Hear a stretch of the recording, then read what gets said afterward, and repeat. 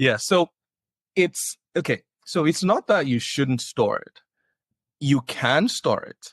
It's just now you're exposed to this major scrutiny for storing payment.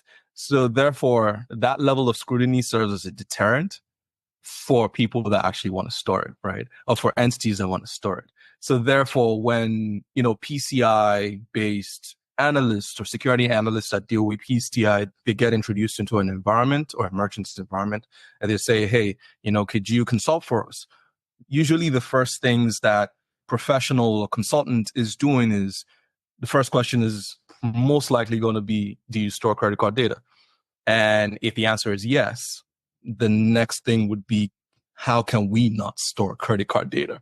Because then we're faced with this 100 other requirements that we really don't want to do, right? And it will cost us a lot of money, a lot of time, a lot of resources. So the shorter path and the less resistant path usually would be to take the path of not storing credit card data. So yes, there is some learnings there. And I actually think it's something that privacy law deals with, storing data until it's not needed anymore. So those are the things in which ideas can be borrowed from both realms, I would say, in areas where does it really need to be stored? Is it long-term transactional where that data needs to be retained on the system? Because we also have this down the road problems of what's the meaning of when it's no longer needed, right?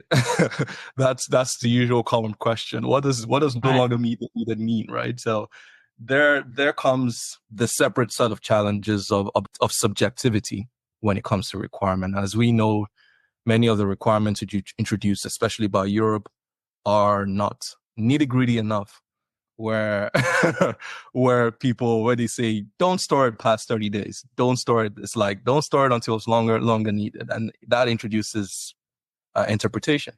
And so I think there could be ideas borrowed from two different realms. I could see you laughing now. Love to hear